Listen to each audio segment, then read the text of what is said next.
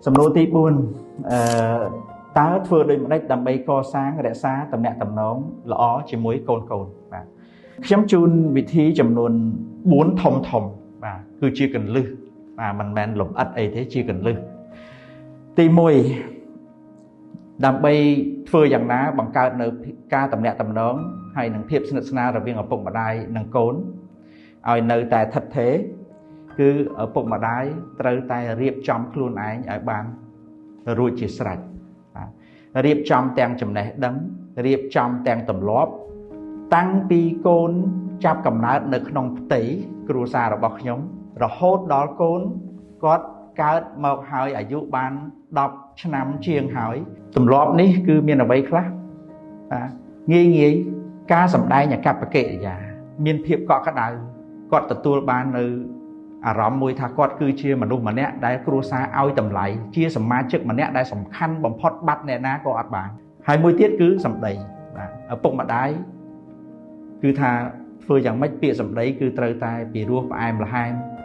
ក្រៅពីពាក្យសម្ដីដូចជាផ្នត់គំនិតពុកម្ដាយត្រូវតែប្រយ័ត្នអំពីការគិតកាលណាយើង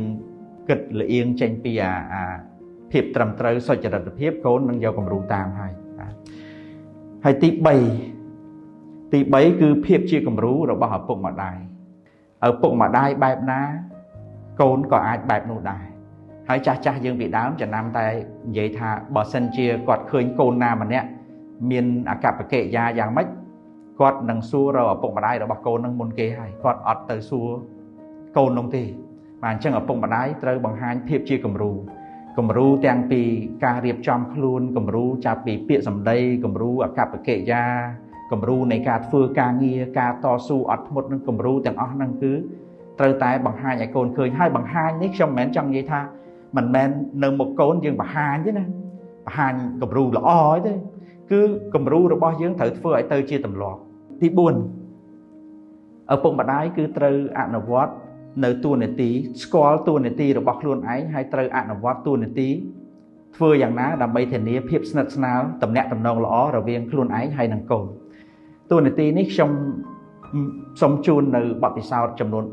3ដែលខ្ញុំហើយនឹងប្រពន្ធរបស់ខ្ញុំហ្នឹងគឺធ្វើជាប្រចាំជាមួយកូនរបស់ខ្ញុំបទពិសោធន៍ទី1គឺយើងមិនតាំងខ្លួនថា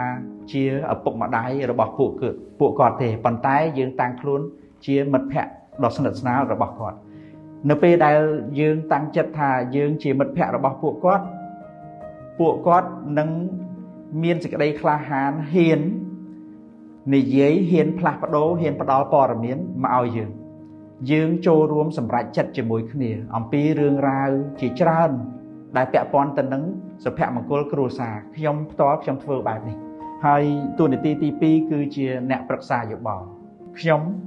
រាល់ថ្ងៃឲ្យតែកូនមានបញ្ហាអីគាត់យកមកដាក់នៅក្នុងការជជែកពិភាក្សាជាប្រធានបទមួយហើយយើងជជែកពិភាក្សាគ្នាក្នុងនាមជាអ្នកប្រឹក្សាយោបល់ប្រពន្ធខ្ញុំគាត់ប្រកែណាខាងរឿងរ៉ាវទាំងអស់ហ្នឹង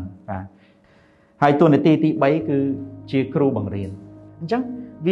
វាជាការជួយឲ្យកូនដើម្បីបានពង្រីកនៅគំនិតហើយនេះគ្រាន់តែជា